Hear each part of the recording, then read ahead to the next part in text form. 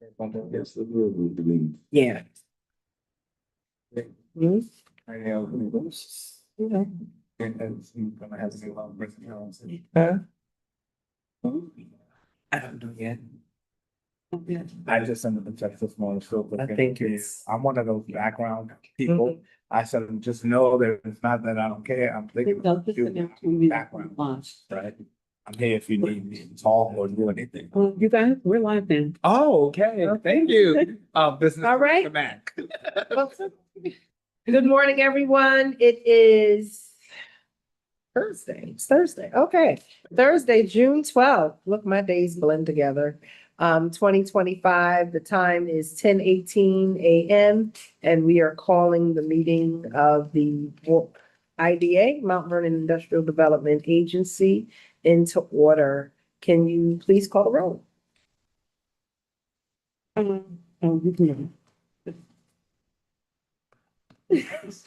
morning, everyone. Calling into roll, Chairwoman Patterson Howard here, Treasurer Dan Morton, Here. Member Brian Johnson, Here. Member Stephanie Vanderpool, Here. and the member representing the Mount Vernon School District, Chris McDonough. Present. Thank you very much. We're all present and we have a forum. Thank you. Approval of minutes. Okay, I'll do that. Okay. 1 second. Approval of minutes. And, I make a motion that we approve the minutes from April 10th, 2025. I second it. All in favor? all in favor? Okay, so we are all in agreement, and moving on to the next matter on the agenda is the financial report.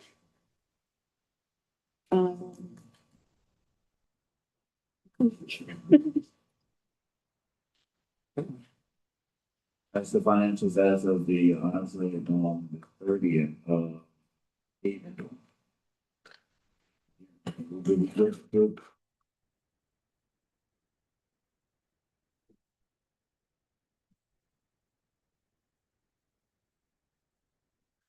And so that, the financial report as of the 31st.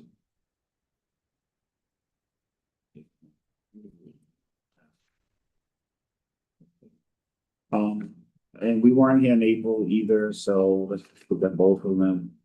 April, basically the, receipts for pilots was 71, 226. For May of 176, 460. And then we had also fees and rental, income that came in for $10,000. And a little bit of interest for both of those months. So totally for April, the income was, for that month was 71,490. For the May month, it was 186,734. When you look at the expenditures again, related to the staff and benefits, looking at 8,403 for April, 11,864 for May, and looking at again a total of the earnings and or losses for each of those months is at 63,088, 174,870. When you look at the balance sheet, total assets for the month of May, by the end of the month of May was 3,951,072. April 3,815,648. Our liabilities are related to what we have received in for pilot payments that are actually going to be paid out in the June 5. end of this month, beginning in July. And that is right now currently 1,322,262 for the pilots and for other payments that are due out. At the end of the day, the closing balance for the agency is 2,184,084 dollars. Remembering again, not much changes except for what is related to staff and benefits. And a little increase there over this last month because of the actual payments related to health benefits, as opposed to just being straight salary, right? When you look at the status of the pilots, we are pretty much doing fairly well with payments of our pilots. We still have a few that seemingly are struggling.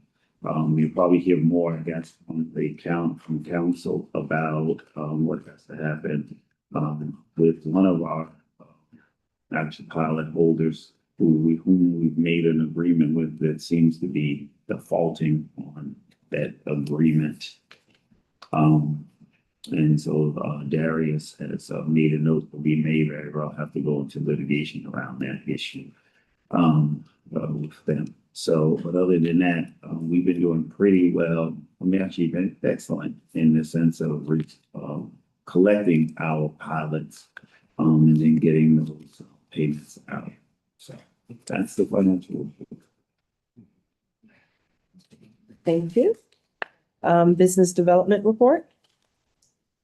Good morning. Good morning. My report is short. We have performed 2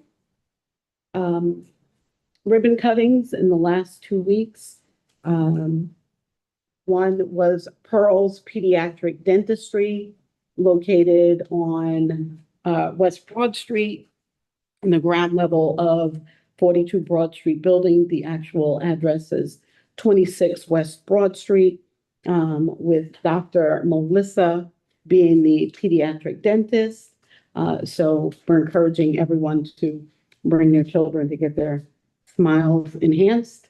And then earlier this week, we performed a second ribbon cutting, well, one ribbon cutting with a second business, and that being Home Freet, which is an halal takeout burger, fries, and shakes restaurant located on Ramerton Avenue in West Broad Street. That address being 526 Ramerton Avenue, new to the city of Mount Vernon. This is their first franchise located in Westchester County. They're looking to open a second one. They've, again, they've got great food, and so we encourage everyone to go out and support.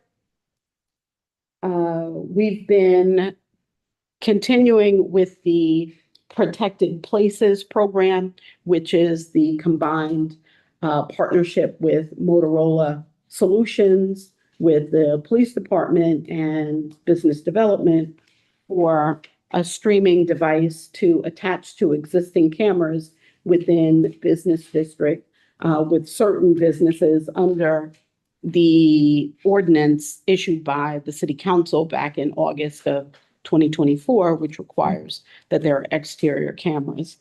So far, we've got exterior cameras on certain business types. So far, we've got 4 businesses with the streaming device installed and connected to the existing camera. 2 are waiting for installation, and we've got 7 working through the onboarding process. As everyone recalls, using our American Plan Act funds, we purchased 70 of these devices to distribute to certain business types, and that leaves us with roughly 63 or so, to be installed. So we're continuing that outreach.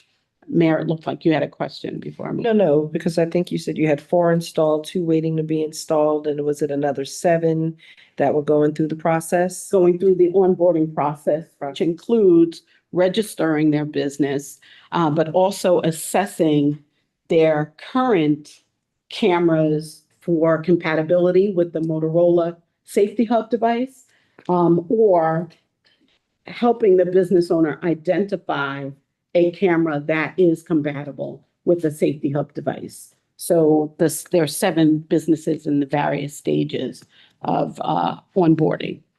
And then we have the Fun City indoor amusement park that is continuing through the permitting process with the Department of Buildings. We're still on track for a July 2025 opening, but it looks like we're moving closer towards the end of July for that business to open. And that concludes my report. Any questions? Thank you very much. Thank you. I know I've run across a few of the businesses that received the small business grants also. And they continue to talk about how helpful that has been to really stabilize them. And of course, they're looking for future opportunities. They did see us moving throughout the downtown area with the ESD. When we went and, walked around in the downtown business area. I know we are going to be preparing our application for the DRE, the Downtown Revitalization Initiative, and continuing those efforts so that we can provide additional supports to our businesses. And then yesterday, we did have a full day conference with the United States Conference of Mayors and a P3 Institute. You attended, I know the controller, our corporation council. We attended. The CEO of DASNY came and participated. Marsha Gordon from the Business Council of Westchester came down. She was very excited about what she heard and learned yesterday, and we will be working to have them come and present before the Business Council of Westchester so we could start finding those private partners who are willing and anxious to connect with those communities that were there yesterday to do some P3 initiatives. So she, I don't know if she was in her car before she pulled off, but she sent me an amazing text message talking about how impactful she felt yesterday was. And out of the 8 of the 20 cities that they'll be doing this P3 tour to so far, we've had the biggest turnout. And the level of interaction the people were very excited for. So we're looking to kind of bring back to Westchester some type of longer term, deeper dive cohort program, which we've already started to have those conversations about, because in order for us to do some of these large scale projects that will be necessary in the city, having the layering of the P3 relationship will be important. What is actually the P3? P3 is public-private partnership. And oftentimes when people hear public-private partnership, they just think public land, a private investor. Oh, that's a P3. No, it is so much more than that. And I think that is a lot of what we heard yesterday, everything from, ensuring, procurement and how that's done. It's really, we spent 6 hours talking about just the tip of the iceberg of what it takes to guarantee the public interest, right? That the public interest is not taking advantage of by the private industries, and that there are so many protections in place for us as a public entity that we have to ensure that we're utilizing those tools and those resources that are free through AI is a not-for-profit organization, and they work with cities. They worked with Yonkers around building their library and their Board of Education. They've worked with Hopewell Junction. I know you had to leave a little earlier, but they drilled down and showed all of these communities that they've done some of these P3 projects in all around the country. And it was very, very, very informative and very helpful. So, thank you. Yeah, so, I mean, yeah, I was there for, half of the day, but even half of the day that I was there, it did actually, the way they go about it, is a lot different than, I guess, what we've been doing, and also what we often, what I think the public often knows about public-private partnerships and some of the layering, even how they actually come up with the cost so that there is not all of these kind of change orders, things that happen later on, and that we don't end up becoming responsible for any of the additional costs after the fact, that they actually be responsible for it. So it was good. I mean, to hear that, I think that it's going to be important that before they actually do come back, or even at least have further conversation, that maybe there's an info kind of session for the community around what what country is, what that means, and what that could mean for us, so that we can kind of flush out some of those questions too. It was interesting because I thought about it as we started talking about parking garages, and I already kind of, we already started having this conversation with you, tell you about the fact that we need to probably be doing a public-private partnership with our parking garages, because it would help us to better maintain them and not have to have kind of this major overhead to do that we've actually seen and we don't have the capacity to do. But what struck me then was what was potentially the opportunity for us around some of the things that we keep saying we need: spaces for young people.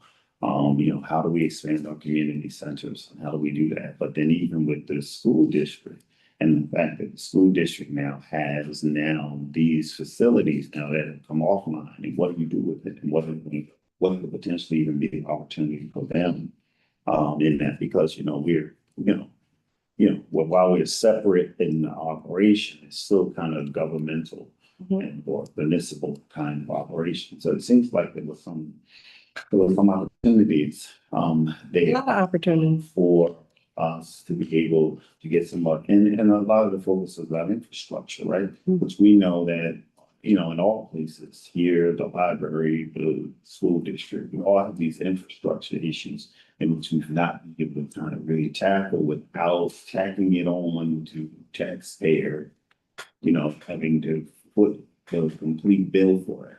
Right.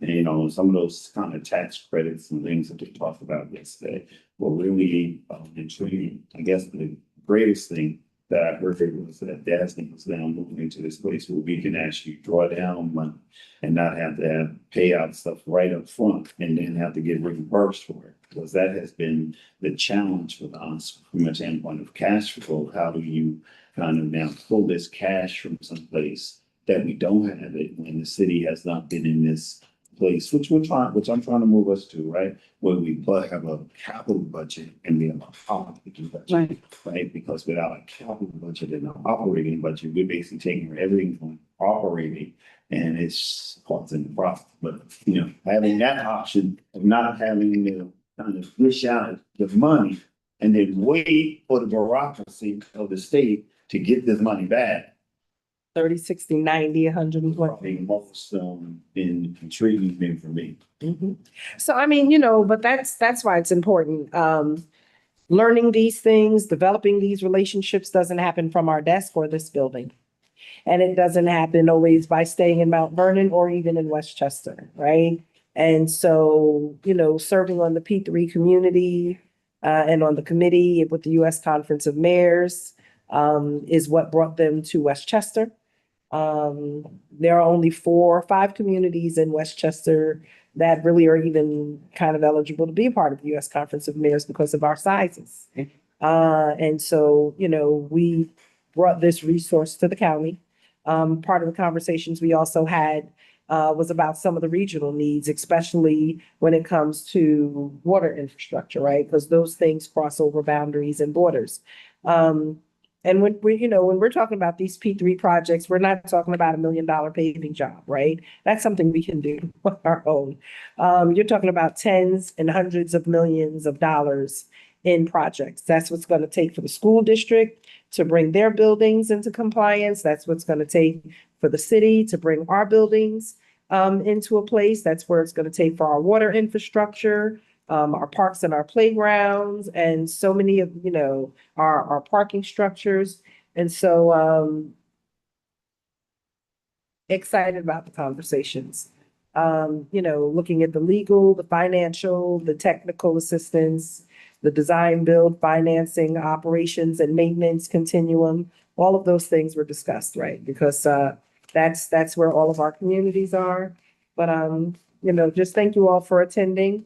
And we focused on municipal entities. There were 10 different communities in Westchester that attended and that we hosted yesterday in Mount Vernon at the Wartburg.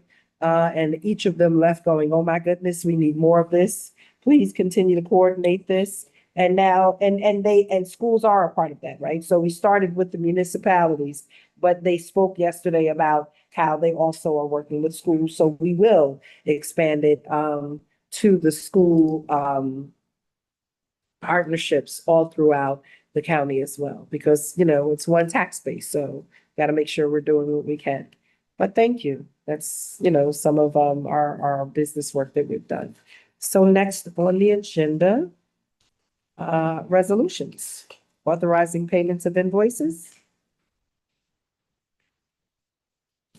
Julie, you want me to do that? Yes. Okay.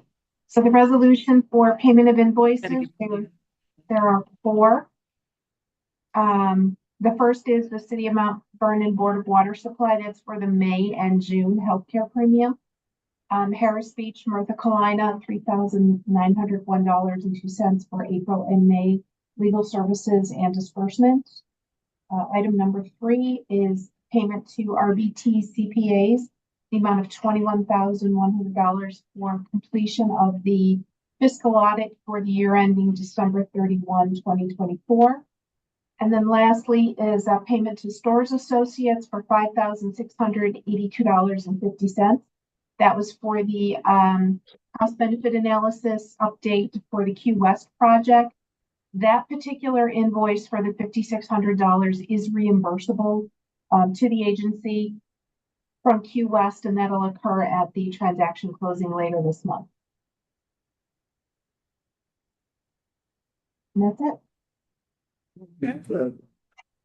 So move. Second. Other question?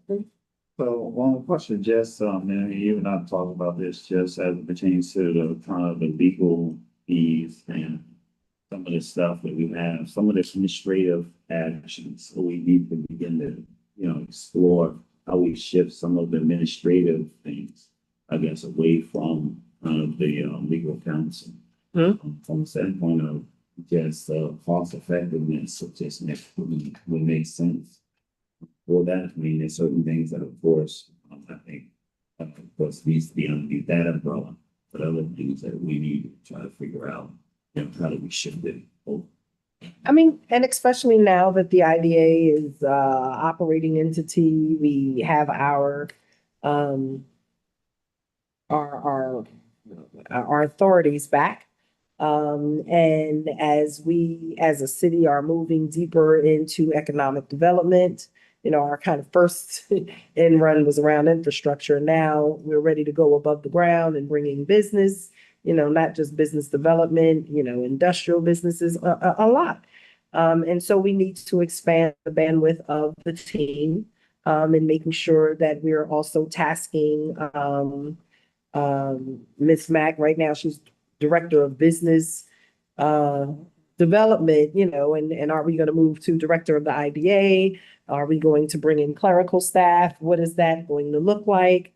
As this is definitely part of the economic engine of our city, as well as the fact that we have revenue that's coming in that allows us to do that, right? Before we had no revenue, so it was hard to kind of really develop a plan, provide some staffing and some support or consulting around that and really move forward. And, so it's time for us to start having those conversations, and making sure that we are spending money efficiently and in a way that is going to be as impactful and proactive, right? Because we need a little bit of depth and bandwidth, to be able to take advantage of all of these opportunities, that are out here, and to get the data and the things that we need to support the Economic Development Commission, to work along with the comprehensive plan and that part of the economic development plan that is coming out of that, taking advantage of opportunity zone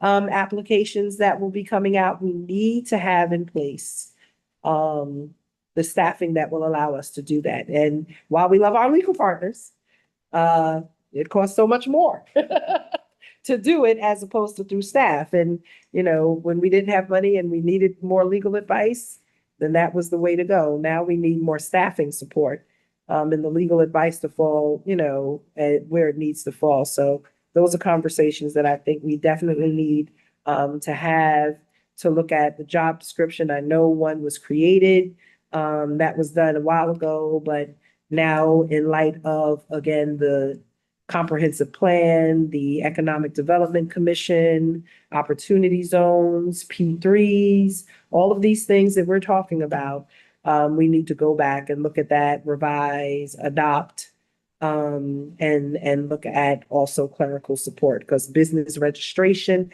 like all of these things, it takes more than one person. One person cannot do all of it. Yes. It sounds great, and you guys have done a wonderful job, I think, pulling the idea back into a very strong position. Balance sheet looks strong. And all the things you described shows a lot of development opportunities in the city.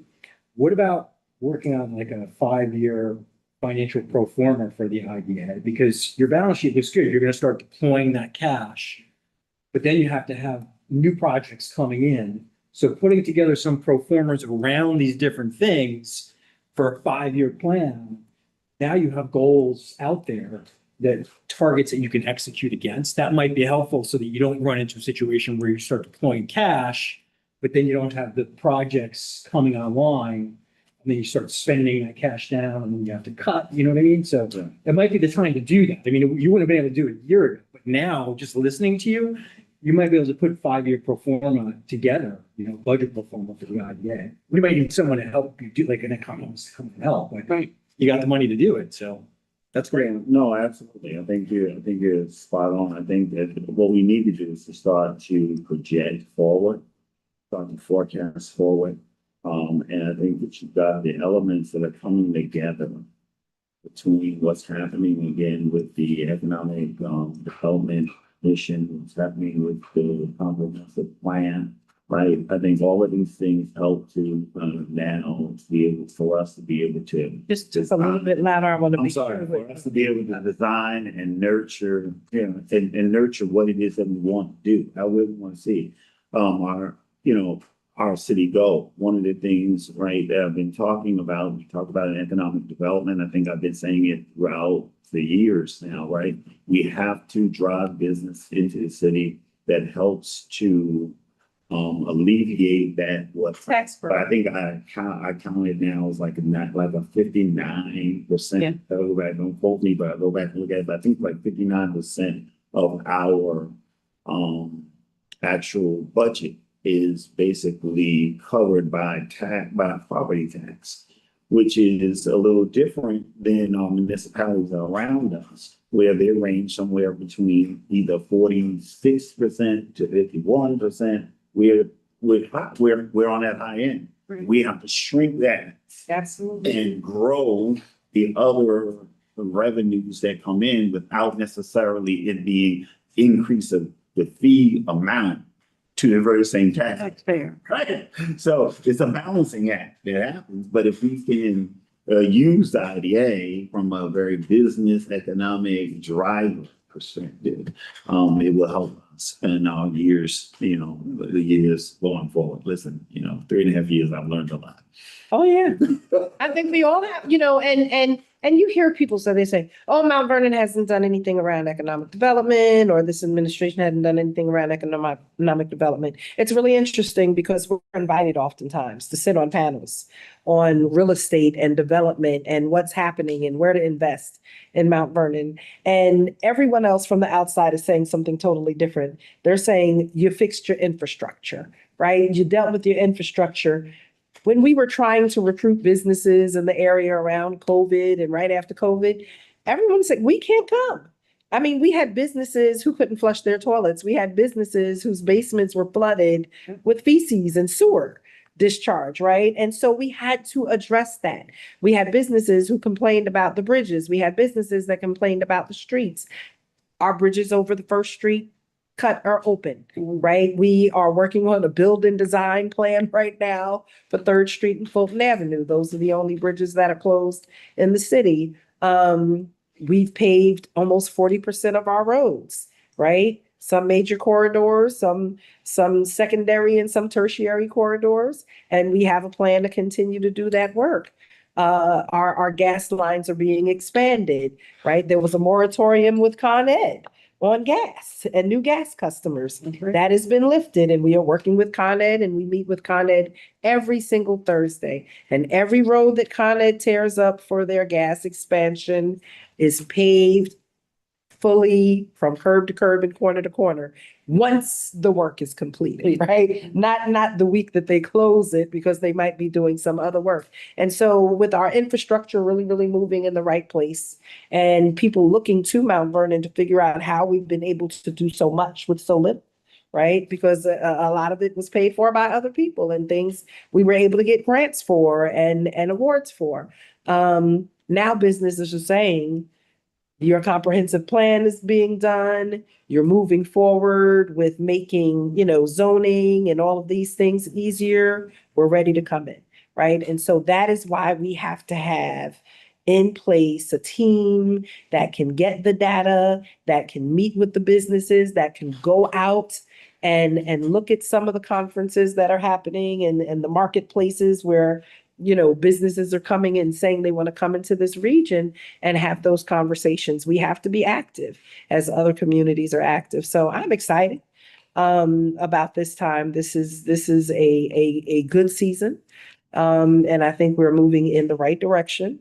It's never as fast as we all would want it to be, but it doesn't mean that it's not happening.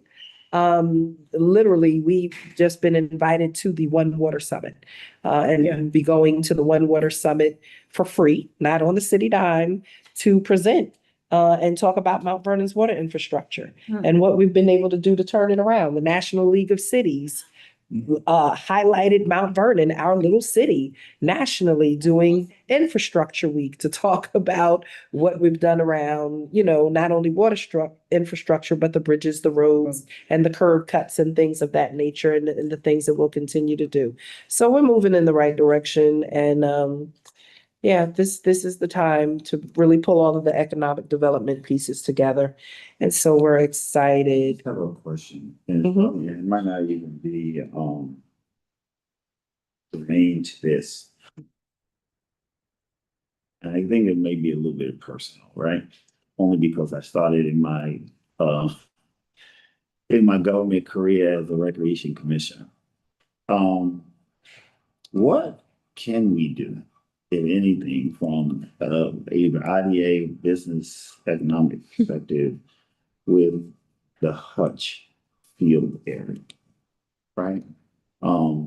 Like even if it's interim to do something with it, but if we have any, I know we have some circling conversations, but I'm just trying to figure out, is there something, or maybe some partners or somebody we can get into, at least at bare minimum, try to clean it up for your use or whatever. So we're working on that. And, there's a lot that I don't speak about publicly sometimes, because people don't understand cycles and how long it takes to get certain things done. And once you start speaking about it, they act like it's supposed to happen the next month. And that's not realistic. Oftentimes, you don't hear about projects in communities until, they're a few years in before they start talking about them publicly. So people think that what happens in New Rochelle, Yonkers, and White Plains and Portchester happens overnight. Oftentimes, it takes 5 to 10 years, and sometimes even more for those things to come to fruition. But we are having conversations with 2 businesses who do recreation and facilities like a Chelsea Piers type facility who are very interested in that area. We're also doing business with another organization that is looking to bring a construction debris recycling entity to the city of Mount Vernon in a very good space, not far from the Hutch, not at the Hutch, but not far from. And they're like, look, we want to move this because this is a great opportunity for Mount Vernon. It's a great opportunity for us. And because we focus on C&D, we can take care of that C&D material that you have at the Hutch.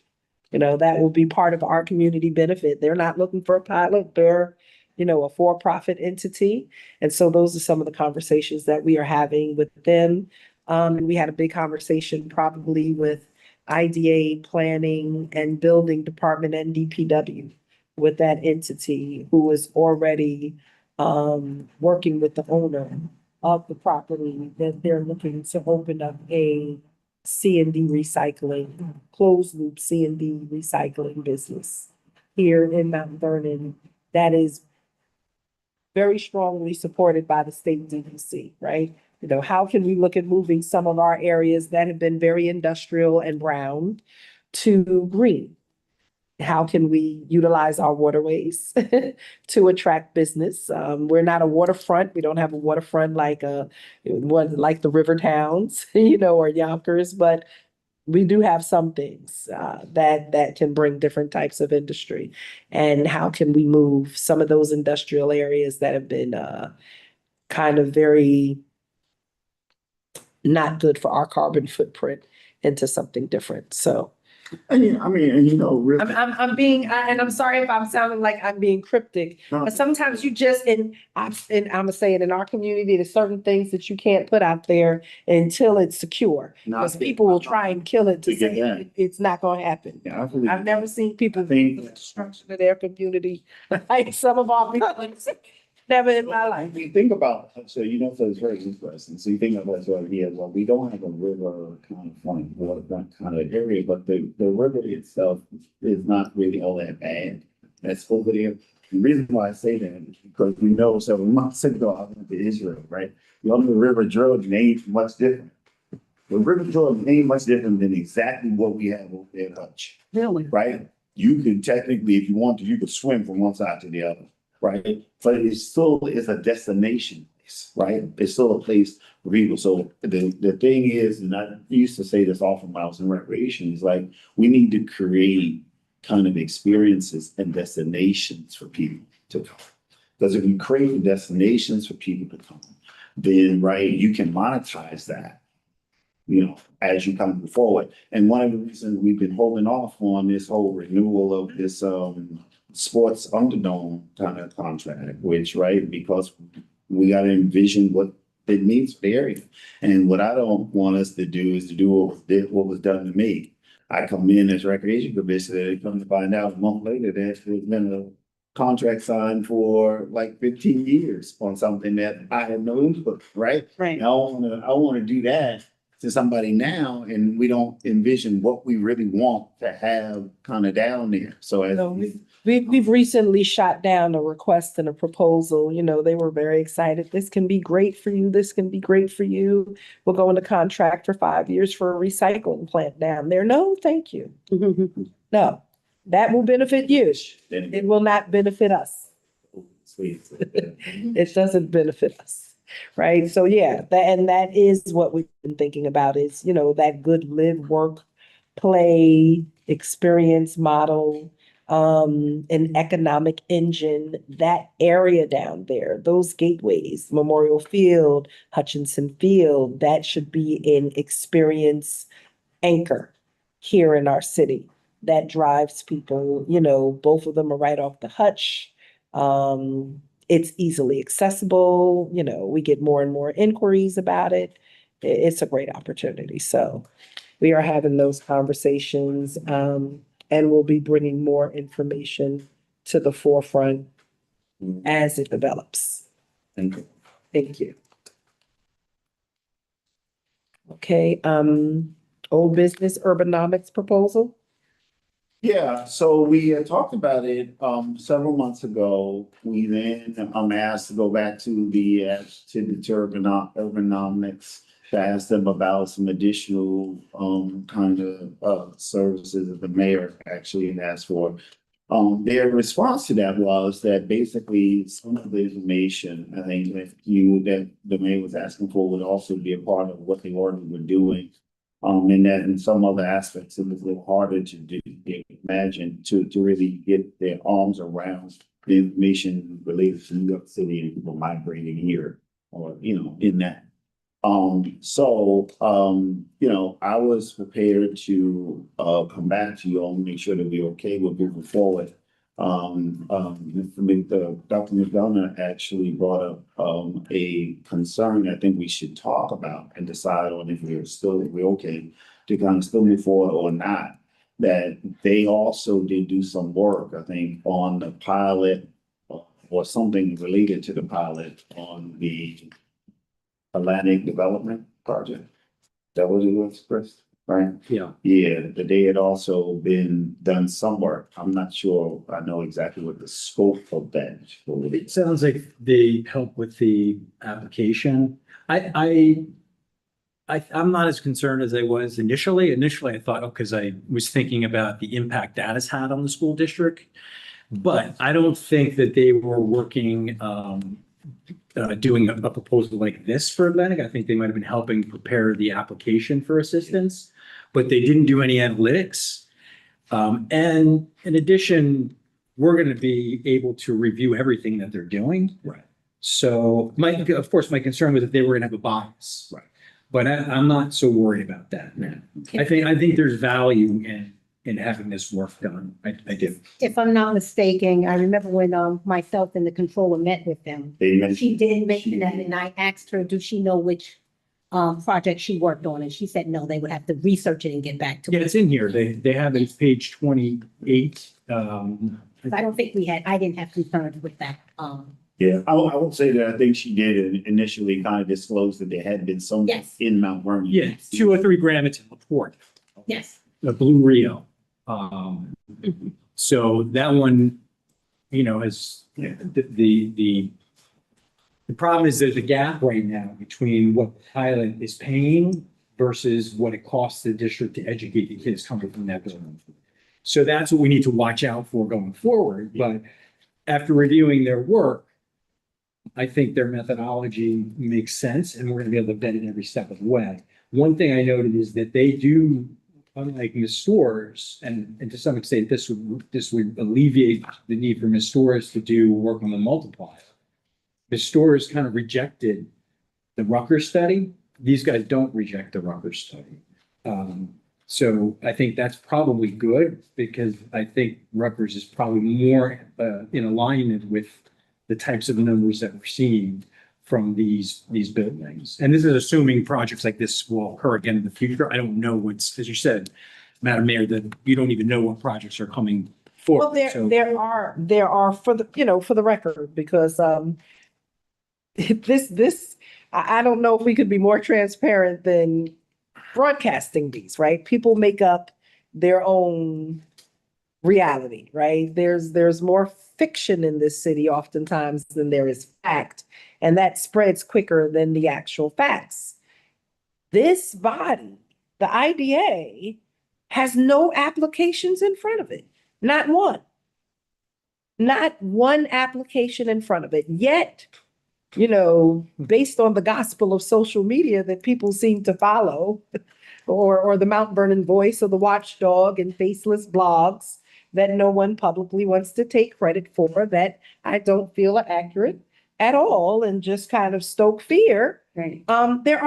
There's not one active application in front of this body. But you can infer from what developers have said. For example, if they go before the city council and they signal that they would be looking to But- come before that, so that you could infer that projects may be coming. Right, Doesn't mean the application is in. right. And it doesn't mean that it'll be approved. And absolutely, Right? absolutely. And that is something that this body has made very, very clear. And at one time, I said, maybe those applications should come before this body, before they. Right, and I wrote a letter to that effect. Then developers were saying, well, that didn't make sense because based on what the city council would approve, you can't really put an application forward for a project that hasn't been approved as to kind of scope and size and zoning and massing and things of that nature. So to come to the IDA before it had gone to the process of the city council and the land use boards would be backwards, because it wouldn't even allow them to give accurate estimators of things. And so that's when I backed off, right? But that would have been my desire, because I believe I was the planning commissioner, and while I was only the planning commissioner for 9 months, the one thing that I do know is how much money that developers spend on soft costs and all of the renderings and the zoning and the land use boards and going before the city council. And I'm like, and you're doing a lot of that, and you're doing a lot of selling of projects before it gets here. And then when you get here, then you hear the developer saying, but we've spent millions of dollars and we've spent 2 and 3 years putting our projects forward. And now we get here and we think we're at the end and we're trying to get our financing together. And now you're saying no. And so the only thing that I can say to that is the process is messed up inherently. And I am not playing any violins for you and anyone else, because you have to go through a process that I don't control. And I think the process is flawed in the first place. So I don't feel the pressure, and I needed to say that publicly, and I needed them to understand that publicly, because when you get here, that's not what I want to hear any longer. It's how much you spent before you had to get here. Well, that's unfortunate, right? That's unfortunate. Is there any preclusion for them to take the action simultaneously? Come and say, listen, we're working through the council. Conceptually, while we don't have all the details yet, we may at some point want to come to the board and look for. Well, I think some of this will change, right? That's why we're doing the comprehensive plan also.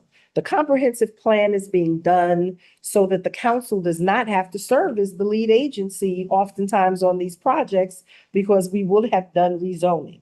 And so when you do rezoning. Can I just put it? And there again is a prime example of why we need to stop the knee-jerk reactions to things that happen within the political system, right? Because they weren't always doing that. Right. And all of that stuff was always in the planning department with the experts that was up there. And there was no need to hire another additional outside counsel to then be able to advise them to do it. But what happened, that there was this conflict Right. that happened. Right, the planning council and the planning or mayor that caused them to say, well, now we just want to go ahead on and have our own council do it, and we're going to be able to declare ourselves. And we're spending extra money that we shouldn't have to spend, right? So in the midst of the mishigas, in the midst of the confusion, in the midst of the stupidity, no, I'm gonna call it for what it is, right? Because mishigas, it's a good Yiddish word. Oh, okay. Well, I mean, that's great to hear you say that, because that's important, because I think the playbook is you get into a community, you stay there, you work the different land use boards, you work the city council, you're in there spending money, talking with people for a couple of years. The feeling is there's then a tacit understanding that when you arrive at the IDA, you're going to get your 30-year pilot.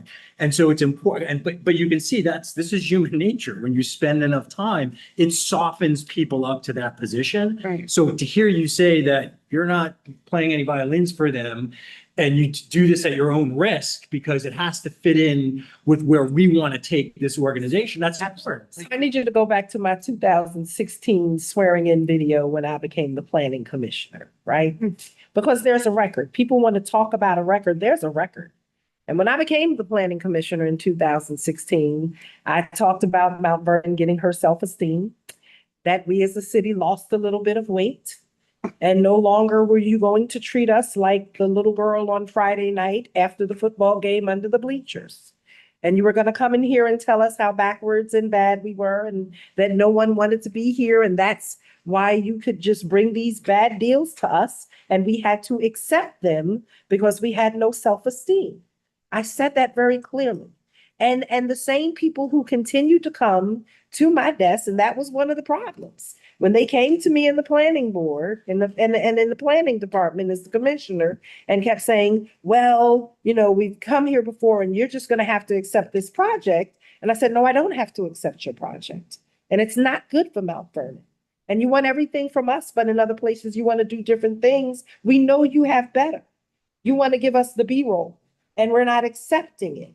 And that was one of the reasons that I was also exited from because I didn't believe in it. And I said, well, why do you keep coming back to me to present the same thing? Because you know Mount Vernon is a community that you want to be in. Right.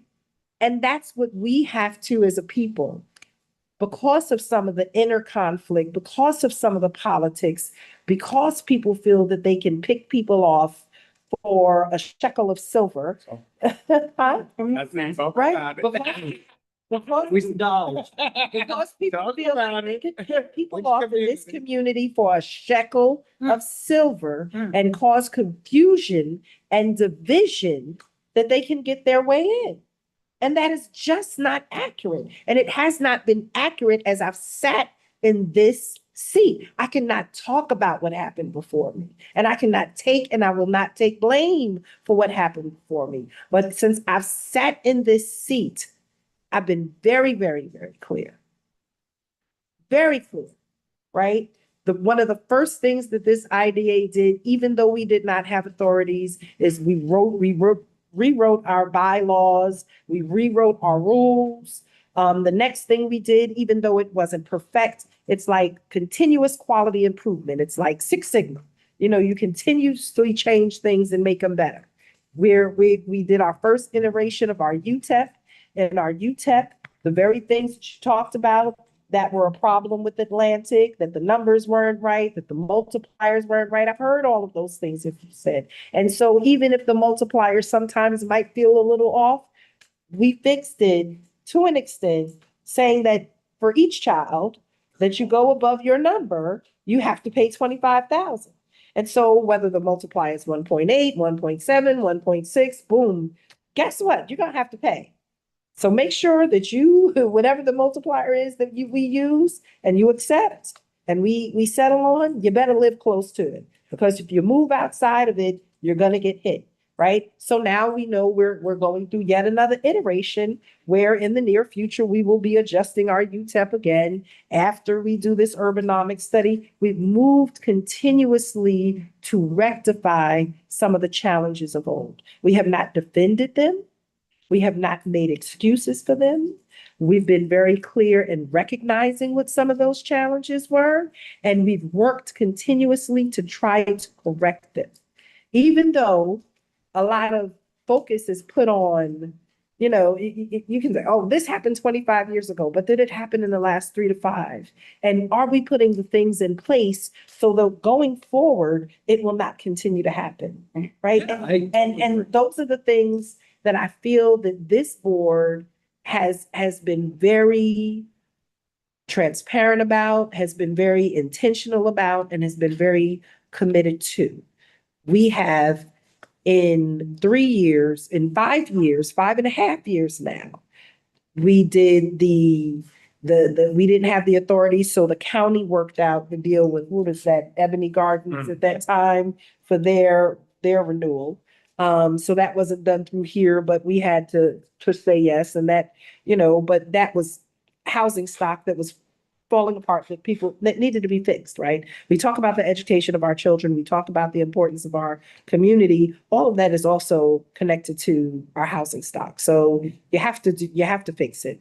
And then we've had two projects, 115 and 1-525 McQuestion. And in both of those things, the first one, again, we learn lessons, right? But out of that, we're getting in somewhere between an $8 and $9 million youth activity center. The first one that the city has had, right, where it is dedicated to our young people and we can have office space. We're getting a lot of other community benefits and so far as burying of lines and fixing of medians and lights and things of that nature. The second one we negotiated that even better, right? Because we learned. Right? Just like you're on the school board, each time you do something, you learn and you get better as you get more knowledge, right? And we've gone to conferences and we've worked on our training. So we're going to continue to get better in our negotiations. We're going to continue to get more knowledge. We're going to continue to get better data so that all of those can feed into our decisions. I think that's great. And I've observed when you have land assets, the city has land assets that are not on the tax rolls, that the developers see that and they use their but for us, this will sit there dormant, or you can take our pilot and you can generate some revenue for the school district and the city. It's very tempting to do that, but there's an opportunity cost there. Correct. And I think now you guys are in a position with this IDA to really move those land assets into things that generate more than just the pilots that developers are willing to. And So I think that's. And you're right. I mean, I think that we're at the place, unfortunately, history is going to be written. And I think, come on, man, Davis, you get it sound like. I'm not gonna say everything he said, but from having lived it now, and right now, even in the midst of living it now, I think the history is going to eventually be written by the folks who are going to really look at this in its totality and realize that we, the present leaders of this city, despite all of the dysfunction, and despite, I say the city, I mean the city, the school, the library, all of it, right? They're going to be able to look at this and realize that, yeah, there were some malefactors, right? There were some people who were trying to do the best. They're not trying to do the best for the city, but they're going to find that there are going to be people who rose up to the occasion and are saying, you know what, I'm going to stay the course and do it despite all that's happening. And that we are right now at the cusp of being able to, one, destroy the city, or two, make it a much more promising place for people to live. If we learn how to really kind of collaborate and work together and be honest with each other and be direct about what our issues are, but not try to hoodwink and snope people about information, right? And so I think that, yeah, we need to learn from our lessons, but we need to be honest about the fact that if I didn't do something then, and I missed it, then I missed it. I missed it. But I got to have the people be able to understand I'm human. I can miss right in the midst of it. When we look at our properties, to your point, Chris, is that, yeah, we had all of these properties. We still got some stuff. I mean, I put together a whole list of city-owned properties, categorized them based upon what was residential, what was commercial, what was vacant land, and when we actually acquired them. Many of these things we've had for decades. Decades, right? But yet, the story that's being told is as if we just got them while I became comptroller and I've been sitting on them, right? No, we got them, I don't know how many years ago. And now trying to figure out, well, what are they? What condition are they in? How can we best use them? And that's the key thing. Kind of that process to say, yeah. And then I go away and I learn and I say, and I come back and I say, listen, we gotta stop, even though somebody else said that, we gotta stop selling off our property, right? We can't be just selling it off. When it needs to be sold, fine. But we also need to get out here and get all of these resources for us to be able to really transform with Right. law, right? In doing that.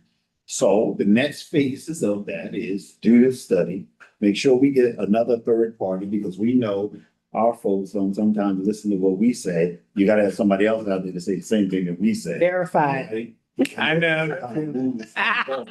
Right, but in the meantime, we also have to probably say to folks so that they get the message, like, listen, we may be on hold until this happens. Correct. So don't come here with this, because we need to have this information in order for us to really make this decision, right, on it. So, I think we're in a good place. I like where we are. And listen, whatever the future actually brings, I think that it's on a good path. That's all I'm gonna say.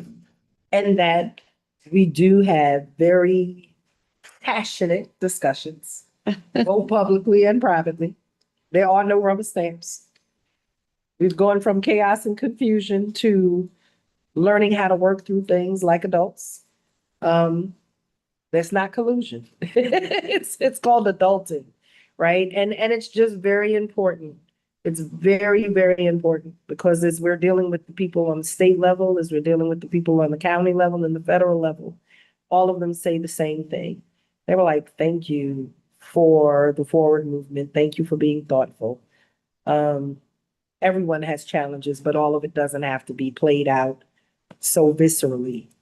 The very thing that people in this community said they didn't want any longer to be embarrassed are the very things that I think at the same time they want to happen in the name of transparency. That's not transparency, that's political theater. They And, selective and transparency. it doesn't benefit this community. It just benefits those who are only relevant because of it. Well, We so. were on a motion. That's, is there any other? Is there a report of the agency council at all? Wait, we gotta vote. I second it. Question took us into another place. We seconded it, we moved it, it was the resolution for the payment of, Urbanomics. no. No, No, your other, did you guys? Oh, You didn't vote. on Okay, we did actually vote on it, right, because we went to urbanomics. Did you vote on it? You voted on the? No, we didn't. Did we vote? I don't think. we didn't vote on. Okay, let's go back to our vote. We'll put the soapbox back under the table. So we're So voting on what, resolution? roll call on the resolutions, the 4 resolutions for authorizing payment of invoices. Roll call. I know, I moved it, seconded, so Yeah. all, the roll call. Aye. Controller, Aye. Commissioner, Aye. Corporation Council, Aye. Man. the motion passes. She said me first, yes, aye. I was the first, aye. And then urbanomics was where we were actually, I think, so we just gonna, so we're gonna move forward. Yeah. So I just wanted to point out on page 16 Because you voted on it last. of economics on the budget page. Yeah. I don't know if it's a typo, and I don't know if it matters, but you see they give you the 4 tasks versus the 3 tasks. If you look at the third bullet down, it says fiscal analysis of new pilots approved. Under the 4 task, it's 5,000, and it's 20,000 under the 3. I wasn't quite sure why, if that was a typo, or for some reason that you only pick 3 tasks, it goes up threefold from 5,000 to 20,000. You see what I mean? Third bullet, first part says fiscal analysis of new pilots approved, that's 5,000. But if you go down to, if you only do 3 tasks, fiscal analysis of new pilots approved is 20,000. So I don't know why there was that cost difference there. I think there probably will be a little bit of redundancy between, you know what I mean? Because remember, Madam Mayor, we talked last time about the demographic study that the school district had done, which I sent you guys. There'll be a little bit of overlap here because they'll do some of that work again, but I don't know that that's a bad thing for them to do that. I don't think it would prove. It's just. Yeah, just another person to verify that. And they're doing more than just that. They're going to build out a study. So I just wanted to say that. I didn't know. So what they were saying, I guess, if we wanted them to do, so there was the several pilots of bill projects, And then it was, did we want them to go back? The first one was, did we want them to go back and actually to look at the two new projects? That's what the additional 5,000 was. Got it. Okay. Right. Yeah. Right. I mean, it's probably worth it. Just do it. Yeah. Okay, so we'll move. Yeah, we voted, yeah, I know we did, but we had asked to go back and ask them that if I wanted to come back before I move forward. Okay. and just in simple terms, trustee McDonough, and I'm saying trustee McDonough as a school board trustee. Ah. What I've been asking the school district to do, that data collection, it's really simple. When we have a child entering our school district and they're they're transferring out of another school district into our school district. Can we just keep that data? Like, right? It should be very easy for us to be able to say 10701. We had 4 children come in from 10701 with this family. 3 of them might be have some, challenges and one is general ed and then we got some other ones from 10808, right? I mean, it's that information, because if they're coming into the district, we have to know where they're coming from. Right. Their records have to be transferred from somewhere. And for us, it would be very helpful to know if there's like a pattern, right? If there is a pattern, because there is often a pattern. We're not having kids from Rye transferring to our school district. And look, I'd want to go back, right? I'd want to go back because again, I have worked, and the reason I asked this question is because I already know the answer. From 1995 to 2001, I was the director of a housing program here in the Urban Renewal Agency. I worked on and I sat on the Continuum of Care Advisory Board. And the Continuum of Care Advisory Board looked at all of the homeless projects and the Section 8 and the Continuum of Care vouchers through HUD. And every year before we signed off on those contracts, I sat with Mayor Davis and I sat with PD and I sat with Fire and how many of these people who they were moving into our community from the other communities who were getting the 20 million as part of the whole Westchester application, right? How many of these people were staying in the communities from which their original voucher came from? And how many of them were moving here? That's a good idea. And I think one of the And it was things. a lot. One of the things the new superintendent, Dr. Strickland is doing, we're looking for now is a director of people personnel services. And one of the things that they would have under that umbrella is a tighter understanding of enrollment patterns and trends, because in the margin, there is transient, there is movement of students who come there, even in these buildings. I can take one of the buildings, measure the number of kids in that building at 2 different points of the year, and it'll change because kids move in and out and cross the border and then leave from our community to another. That's tough when people are in serious poverty. There's a lot of instability there. So But then there's also some very clear patterns, right? Right. When we look at New York City, I can't remember the name of the program right now. It always is. Soda. Soda. Soda. SOTA. okay. New York I think City so. has what they call a SOTA program. And it's like a special one-time assistance program where they take individuals who are part of their homeless system and they pay for 2 years of rent for them to come up here, and they pay 2 years of rent upfront to the landlord. Now, what we found with the trends of the SOTA program, and I'm going to turn this way so New York City can hear me. That was de Blasio. It was de Blasio and it continued under Eric Adams. Yeah. Let's be clear.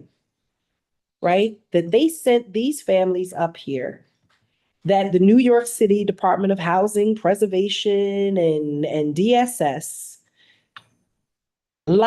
entered into contracts with property owners over and over again where Con Edison wasn't even connected, right? When New York City and other communities send people to our community and they are paying a subsidy, they are supposed to do vacancy inspections. There is no way that you can do a vacancy inspection on a house that has no Con Ed and has no water. But yet they pay 2 years of rent upfront to the owners of these properties for these families to move it. And the reason they do that is because the Westchester County Department of DSS will not take on these families for at least 6 months of them being in the county before that they can open a case in Westchester. And so New York City, and make sure that they provide these families with rent and the assistance that they need. And after that 6-month period, they cut ties with them. And then after that 6-month period is when they show up in my office saying to us, we don't have heat. We don't have water. We have We sewage. have, We have- we don't have electricity. I have 2 special needs kids. I'm trying to do this and this and that. And over and over and over again. Right. But if we have a partnership with the school district where we know that there's been this influx, this constant stream, and the Westchester County Department of Social Services tell me that they see it. So if the school district and the Westchester County Department of Social Services are working together where we can, and it's not to be discriminatory, right? But you also have to stop allowing other jurisdictions to prey on our community, right? We are not singing the song, give me you're humble, you're tired, you're poor, your huddled masses yearning to be free. We don't have the resources for that. And so we have to be able to track and we have to be able to have the data so that we can go back, right? And because the school district and the city have not been able to work on it because we have not worked together on much of anything for many years, unlike Newark, who was able to sue New York City to get them to stop that practice. We have not been able to do it. Newark, New Jersey sued New York City for that practice. Mhm. They sued them. We started, but. Well, we'll see with the new superintendent, and if we hire an assistant superintendent for people personnel, I think we'll be able to change the relationship and Yeah. work together to analyze these on the margin, which is pretty big now. We have a lot of kids who fall into that. But teachers, their instinct is to teach the kids who come, if a kid shows up, you teach them. That's their. Right. So we need the administration to sort of do that, but we'll definitely. To be able to track the information. Yep, I got you. And just, So- the name of that is special, one-time assistance. Assistance, yeah. Yeah, and then when we asked for the inspections, they told us it was confidential. Oh, we conducted the inspections. No, you didn't, because I went over Clearly there didn't. and there is no Con Edison meter. The house had been- One house had been condemned for 10 years. There was a building. department. And hadn't had built Con Ed for Yeah. 10 years. They told us of privacy issues, they couldn't give it. And the lawyer left. We couldn't sue them, but I'm gonna take a look at this lawsuit. It's always some LLCs. Okay, so I think that's it. Do we have any new business, report of agency council? Report, Chair. Do we have a motion to adjourn? Motion to adjourn. Second. All in favor? You're gonna get me on. Meeting adjourned at 11:29.